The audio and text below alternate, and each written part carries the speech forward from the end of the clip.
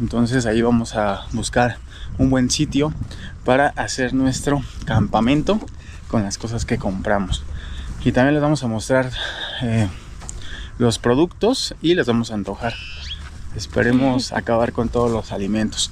Y miren, en esta zona vamos a estar porque hay sombra, hay muchos árboles. Entonces creo que es un sitio ideal para poder estar tranquilos.